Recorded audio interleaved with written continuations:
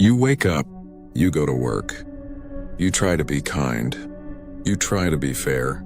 You think that if you just treat people well enough, they'll respect you. They'll follow you. They'll see your worth, but they don't. Instead, they walk over you. They take advantage. They smile in your face and undermine you behind your back. And you wonder why, after everything you've done for them, they still don't see you as a leader. Here's the truth you've been avoiding.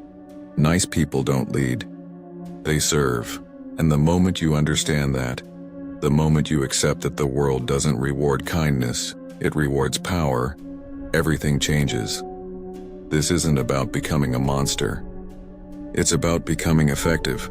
It's about understanding what Niccolò Machiavelli understood 5 centuries ago when he wrote The Prince, a book so ruthless, so honest, so real that it was banned by the church. Machiavelli didn't write fairy tales. He wrote survival manuals.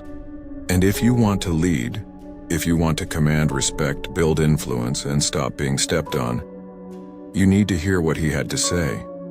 Because the world hasn't changed. Human nature hasn't evolved. The same psychological principles that governed power in Renaissance Italy govern your office, your business, and your relationships today. So let me ask you directly, are you ready to stop being the nice one? Are you ready to stop waiting for permission? Are you ready to transform into someone people have to respect? Then let's begin.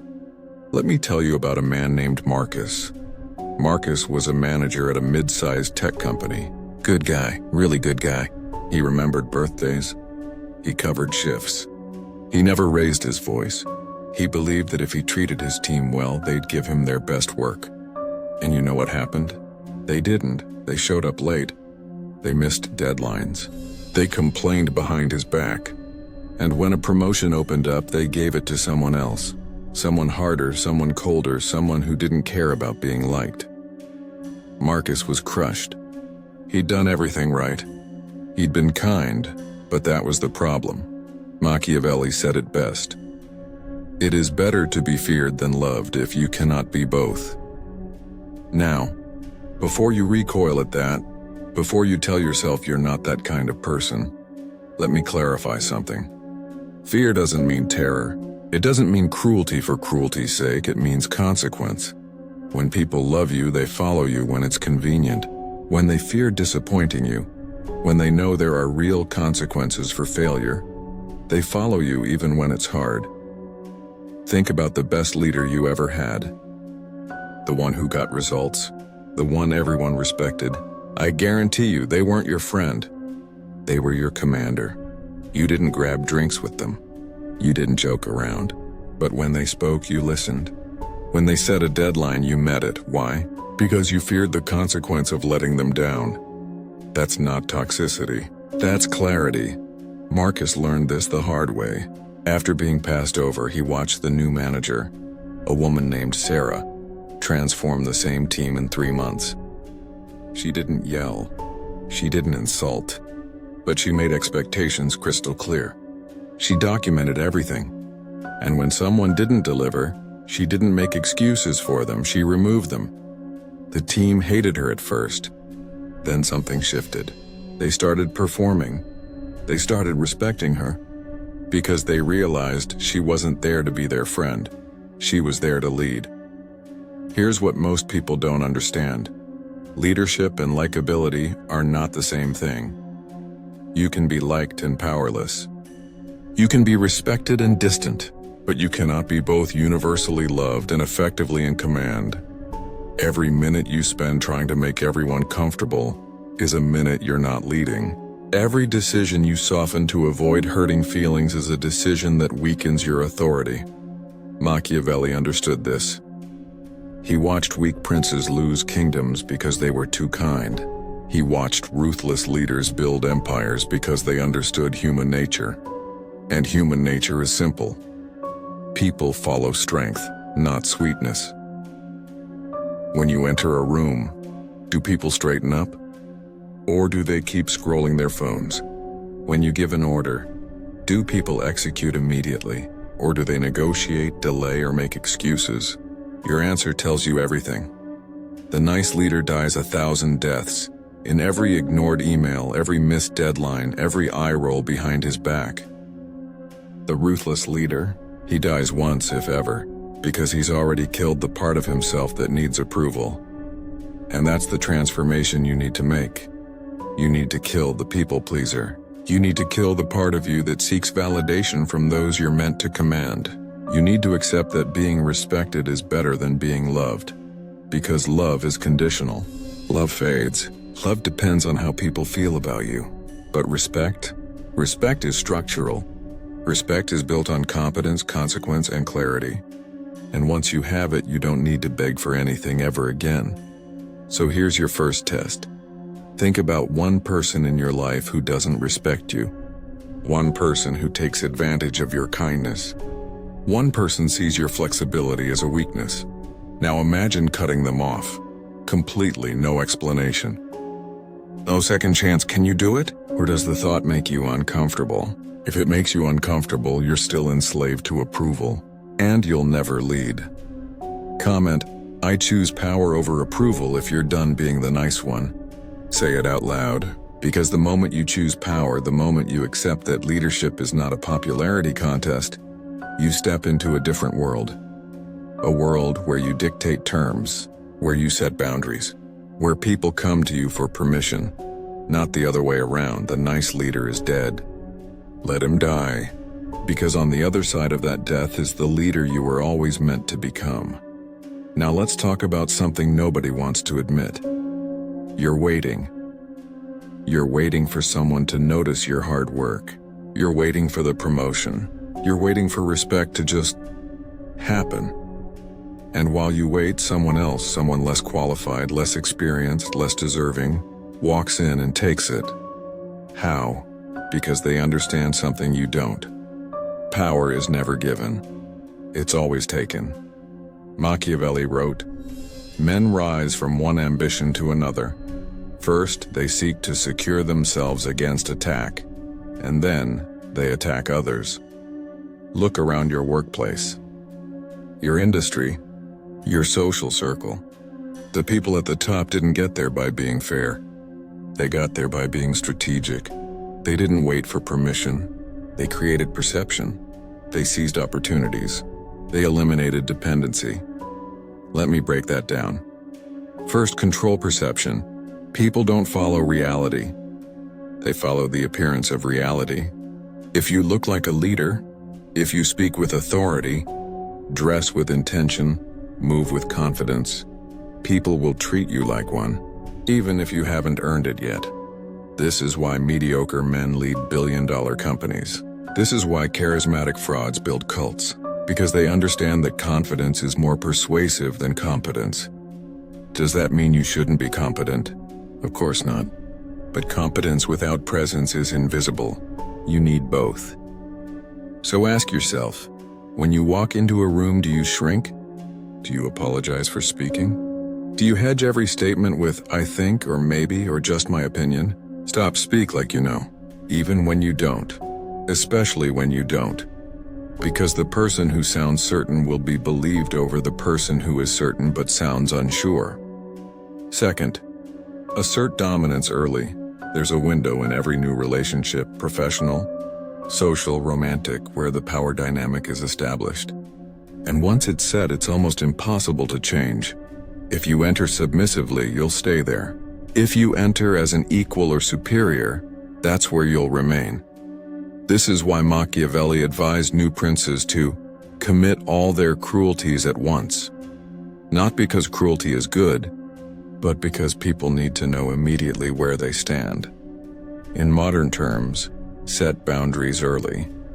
Make your expectations clear. Don't soften your standards to be liked. Because if you start soft, any firmness later will be seen as aggression. But if you start firm, any kindness later will be seen as generosity. See the difference? Third, eliminate dependency. This is the big one. Most people are dependent. Dependent on approval. Dependent on their boss's mood. Dependent on their paycheck. Dependent on their partner's validation. And dependency is slavery. The ruthless leader builds systems where others are dependent on him. He controls resources. He controls access. He controls information. This doesn't mean hoarding power for ego. It means strategically positioning yourself so that things don't happen without you. Think about it. Why do executives get paid more than the people who do the actual work? Because they control the decision, and decisions are more valuable than execution. So stop being the executor. Become the decider. How? Stop waiting for assignments. Start creating projects. Stop asking for permission. Start acting and informing. Stop being reactive. Start being proactive. When you control the agenda, you control the room. I'll give you an example. A friend of mine, let's call him David, worked in a marketing agency. He was talented, but so was everyone else. He wasn't getting promoted, so he did something radical. He stopped waiting for his boss to assign him projects. Instead, he identified a problem the agency had, client retention, and built an entire solution. He didn't ask if he could do it. He just did it, then he presented it, not as a suggestion, as a fait accompli. Here's the system I built. Here's how we implement it. I'll lead the rollout. His boss had two choices: reject it and look incompetent, or accept it and look smart for having David on the team. Guess what happened? David got promoted, not because he was the best, because he took the leadership position before it was offered. That's the difference. Most people wait to be chosen. Leaders choose themselves. And here's the uncomfortable truth. No one will give you power if you ask for it. Because asking reveals that you don't already have it. But when you act like you have it, when you make decisions, set directions, control outcomes, people will follow. Not because they decided to. Because you didn't give them another option. This is what Machiavelli meant when he said, "It is better to be impetuous than cautious, because fortune is a woman, and if you wish to dominate her, you must beat and batter her." Controversial? Absolutely. But true. Fortune, opportunity, luck, power, doesn't reward the timid. It rewards the aggressive, so stop waiting. Stop asking. Stop hoping someone will notice you. Take the room. Take the project. Take the credit. Take the power. Because the moment you realize no one's coming to hand it to you, the moment you stop waiting for permission, you become dangerous. And dangerous people, they don't follow. They lead. Here's a paradox that will change how you see the world. Machiavelli said, "Everyone sees what you appear to be. Few experience what you really are." Translation? Your reputation matters more than your reality. Now, before you accuse me of promoting dishonesty, let me clarify. I'm not telling you to lie. I'm telling you to manage perception as carefully as you manage performance. Because here's the brutal truth. Good people lose. Moral people get exploited. Honest people get outmaneuvered. Not because virtue is bad, but because virtue without strategy is weakness. The ruthless leader understands this. He doesn't abandon morality, he weaponizes it. He appears virtuous, trustworthy, fair, principled, but privately, he makes decisions based on one question: what advances my position? Not what feels right, not what's fair, not what will people think of me. What advances my position? Let me give you an example. You're managing a team. One person is consistently underperforming. Nice person, trying hard, just not cutting it. The virtuous manager thinks, I should give them more time, more training, more chances. Because that's the right thing to do. The strategic manager thinks, if I keep them, the team suffers. Morale drops. Standards fall. My reputation as a leader weakens. The strategic move is to remove them. But here's the key. The strategic manager doesn't fire them cruelly. He does it virtuously, with respect, with a severance, with a good reference, so that publicly he's seen as fair and compassionate. But make no mistake, the decision was cold. The decision was calculated. The decision was ruthless. This is what Machiavelli meant when he said, a prince must learn how not to be good, and to use this knowledge or not to use it according to necessity. You need the capacity for ruthlessness. You don't use it all the time, but you keep it sharp, ready, available, because the world is full of people who will exploit your goodness, who will mistake your kindness for weakness, who will take and take and take until you have nothing left. And when that happens, you need to be able to cut them off without hesitation. Here's another scenario. You're in a meeting. A colleague takes credit for your idea. Everyone nods. Your boss praises them. The virtuous response: stay silent. Don't make a scene. It's not about credit, it's about the team. The strategic response: correct the record immediately, politely, firmly, publicly. Actually, I'm glad you liked that approach. I developed it last month and shared it with colleague. I'm happy to walk the team through the full strategy. Now you've reclaimed credit without looking petty. You've exposed the theft without being aggressive. You've appeared gracious while being ruthless. That's the game. You can't afford to be purely good, because purely good people are forgotten, exploited, and replaced. But you also can't afford to be visibly ruthless, because openly ruthless people are resented, isolated, and sabotaged. So you split the two: public virtue, private calculation, smile in the boardroom, be liked at the company event, praise in public but in private, track everything, document every conversation, build leverage, prepare contingencies. Machiavelli advised princes to appear merciful, faithful, humane, upright, and religious, and to be so, but with the mind so disposed that when it is needful to be otherwise, you may be able to change to the opposite. In other words, be virtuous when it serves you. Be ruthless when it's required. This is not hypocrisy. This is mastery. Because the leader who is only ruthless burns out fast. People revolt, allies turn, enemies multiply. But the only virtuous leader? He's a doormat. The true leader? He's both. And he knows exactly when to be which. So here's your challenge. Think of one situation where you sacrificed your position to be nice. One time, you let someone off the hook because you didn't want to seem harsh. What did it cost you? Now imagine you handled it strategically, with a kind face and a firm decision, with compassion in your words and steel in your actions. Would you be in a stronger position today? The answer is yes, because the world doesn't reward purity. It rewards effectiveness disguised as virtue. And once you master that, once you learn to appear as kind as you are calculating, you become unstoppable. People will trust you, follow you, defend you, and they'll never see the blade until it's too late. Let me ask you something. Have you ever decided because you were angry, hurt, disappointed? Have you ever said something you regretted because you were emotional? Of course you have. We all have. And that's why most people will never truly lead, because emotion is the enemy of power.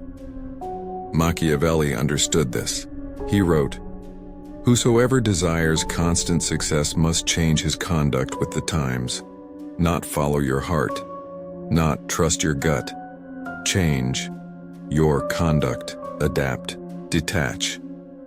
Decide based on logic, not feeling. The ruthless leader doesn't get angry, he gets precise. He doesn't get hurt, he gets strategic. He doesn't react, he responds. And there's a massive difference, let me show you. Someone insults you in a meeting, publicly, in front of your team. The emotional response? Anger, defense, retaliation. You snap back.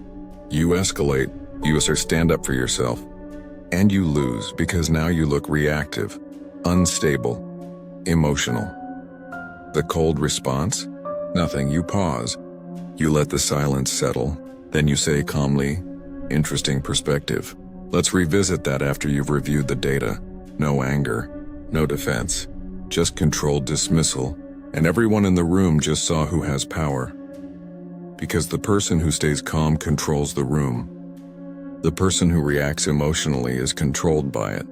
Machiavelli knew this. He watched passionate leaders lose kingdoms because they acted on impulse.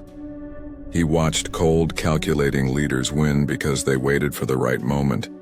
This is the discipline you must build. Not the absence of emotion, but the mastery of it. You feel the anger. You acknowledge it, but you don't act on it. You feel the hurt.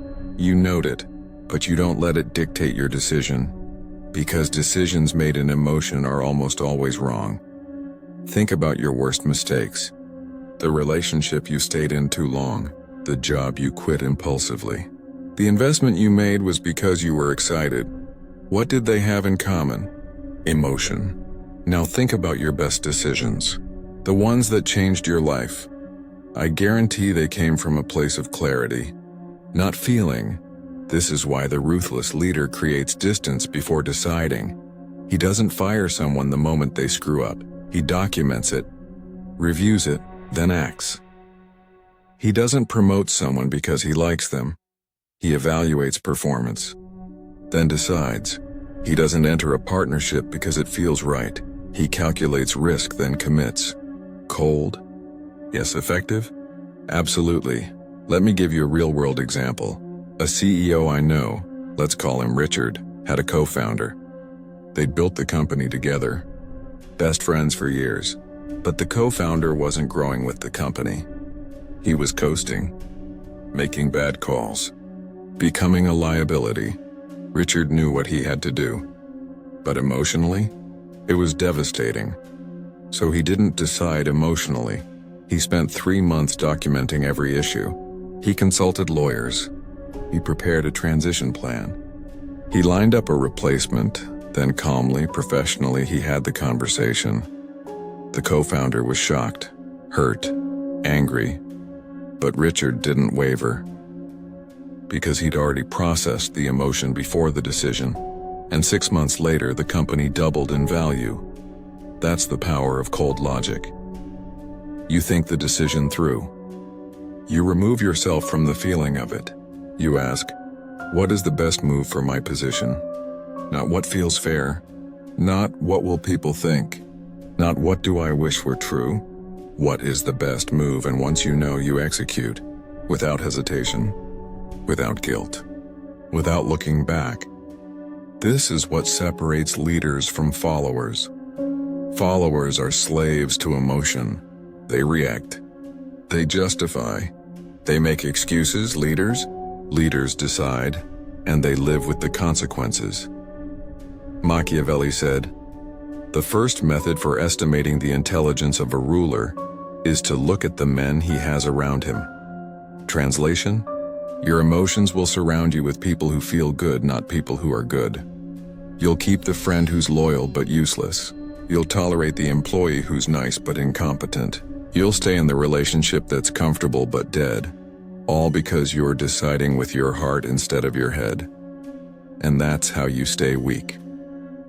The ruthless leader cuts cleanly. He removes the dead weight. He promotes based on performance, not likability. He builds a team of competence, not comfort. Does that mean you become a robot? No. It means you feel privately and decide publicly. You acknowledge your emotions. You process them. You even use them to understand situations. But you don't let them make your decisions. Because the moment emotion drives your choices, you've handed control to whoever can manipulate your feelings. And manipulators are everywhere. They know if you're insecure, they can flatter you into compliance. They know if you're guilty, they can shame you into submission. They know if you're lonely, they can offer companionship in exchange for power. But the cold leader, he's immune, because he's already decided who he is and what he wants.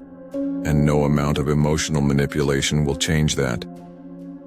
So here's your practice. The next time someone tries to provoke you, insults you, disrespects you, challenges you, don't react. Pause, breathe, then respond with surgical precision. Not to hurt them, not to defend yourself, but to demonstrate control. Type, no emotion, only execution. If you understand that control is clarity, because once you master your emotions, you master your environment. And once you master your environment, there's nothing and no one who can stop you. Let's settle this once and for all. Should a leader be loved or feared? Machiavelli's answer: it is much safer to be feared than loved, if you cannot be both. And here's why. Love is conditional. Fear is structural. People love you when it benefits them, when you make them feel good, when you give them what they want. But the moment you stop, the moment you have to make a hard decision, enforce a boundary, or prioritize the mission over their comfort, that love evaporates. Fear? Fear doesn't care how people feel. Fear ensures compliance even when it's inconvenient, even when they don't like you, even when they'd rather be somewhere else. Now, let me be clear. We're not talking about terror. We're not talking about abuse. We're talking about consequences. When your team fears disappointing you, not because you'll scream, but because they respect your standards and don't want to fall short, that's healthy fear. When your competitors fear challenging you, not because you'll retaliate viciously, but because you always outmaneuver them, that's strategic fear. When your children fear breaking your trust, not because you'll punish them physically, but because they value your respect, that's constructive fear. See the difference? Fear, in its proper form, is just the knowledge that actions have consequences, and consequences create order. Love? Love creates chaos, because love is an emotion, and emotion is unstable. Let me give you an example. You're managing 2 employees. Employee A. You like them, they're fun, charismatic, everyone loves them, but they're late sometimes. They miss deadlines occasionally. You let it slide because, well, you like them. Employee B. You don't have a personal connection. They're quiet, professional, but they show up on time, hit every deadline, and never complain. Who do you promote? If you're leading with love, you promote employee A, because they make you feel good. If you're leading with logic, you promote employee B because they perform. But here's what happens when you choose love. The high performers see it. They realize effort doesn't matter, likability does. So they either leave or they stop trying. And your organization crumbles. This is why Machiavelli warned, men love at their own free will, but fear at the will of the prince. You can't control love. People give it and withdraw it based on their feelings. But fear is your tool. You create it, you calibrate it, you deploy it when necessary. And here's the secret. The best leaders inspire both. They're loved for their vision, their competence, and their results. But they're feared for their standards, their decisiveness, and their willingness to remove obstacles. Think about the best coach you ever had. Did you love them? Maybe, eventually. But first, you feared them. You feared their judgment. You feared letting them down. You feared not meeting their expectations. And that fear pushed you to become better than you thought you could be. That's leadership, not cruelty, not tyranny, but uncompromising standards backed by real consequences. Here's the test. If you disappeared tomorrow, would your team maintain the same standards? If the answer is no, you're not leading, you're babysitting. Because true leadership creates systems where people police themselves, not because they love you, but because they've internalized the consequences of failure. Let me tell you about a commander. Let's call him General Hayes. He led a battalion. Tough missions, high stakes. He wasn't warm. He didn't crack jokes. He didn't ask about your weekend. But every single soldier under his command would run through fire for him. Why? Because they trusted him completely. They knew he'd never waste their lives. They knew every order had a reason. They knew if they followed his lead, they'd come home. Was he loved? Not at first. Was he feared? Absolutely. But over time, that fear transformed into respect. And respect, when earned, is deeper than love. Because love says, I like you. Respect says, I would follow you into hell. There's a hierarchy here. Love without fear, weakness. Fear without respect, iron tyranny. Fear with respect, iron authority. And authority is what you're after. So how do you build it?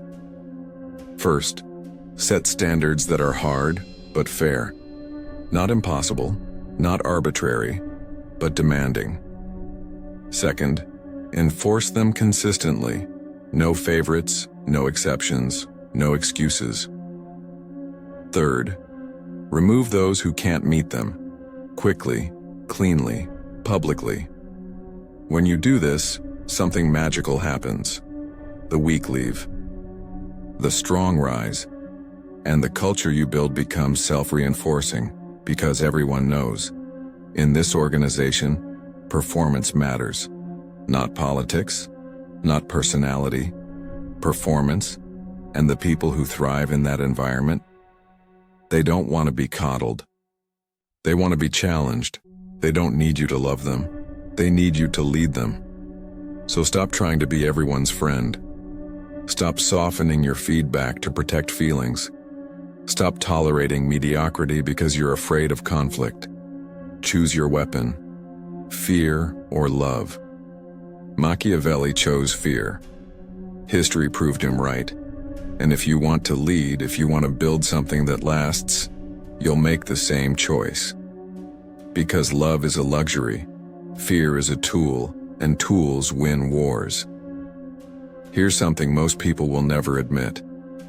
They want to be led, not empowered, not given a voice, not asked for their opinion. Deep down, most people crave direction. They want someone to tell them what to do, how to do it, and why it matters. Because decision-making is exhausting, uncertainty is painful, and responsibility is terrifying. So they look for someone, anyone, who seems to have the answers. And if you're not that person, someone else will be. Machiavelli observed, men are so simple and so ready to obey present necessities that one who deceives will always find those who allow themselves to be deceived. Harsh? Yes. True? Absolutely. People submit to clarity, to confidence, to certainty, and the ruthless leader doesn't fight this instinct, he weaponizes it. Let me explain. Think about the last time you followed someone, really followed them. Was it because they were kind, smart, qualified? Maybe. But more likely, it was because they projected absolute certainty. They didn't hedge. They didn't waffle.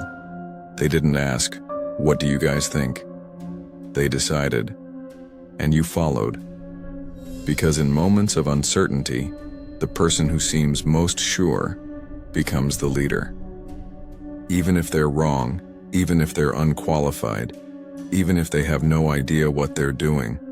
This is how cults form, how dictators rise, how bad bosses keep their jobs, not because they're the best, but because they project confidence while everyone else projects doubt. And people will always choose confident ignorance over uncertain expertise. So here's your tactical advantage. Never show doubt publicly. Doubt privately all you want. Question yourself. Stress test your decisions. But publicly, absolute certainty. Because the moment you waver, the moment you say, I'm not sure, or what do you think we should do, you've handed away your authority. Now some will say, but that's dishonest. What if I don't know? Here's the truth. No one knows. Not really. Every decision is a gamble. Every strategy is a guess. Every leader is figuring it out as they go. The difference is that effective leaders act like they know, and ineffective leaders admit they don't. Is that fair? No. Is that reality? Yes. So you have two choices. Whine about it, or use it. Let me give you a tactical framework. Step 1. Appear inevitable. When you enter a room, people should feel like you have already won. Not arrogant, not loud, just certain. This comes from posture, vocal tone, eye contact, movement. Walk slowly. Speak calmly. Hold silence, because silence is dominance, and the person who's comfortable in silence controls the space. Step 2. Frame reality. Don't ask questions. Make statements. Instead of, "Do you think we should go with option A?" say, "We're going with option A." Here,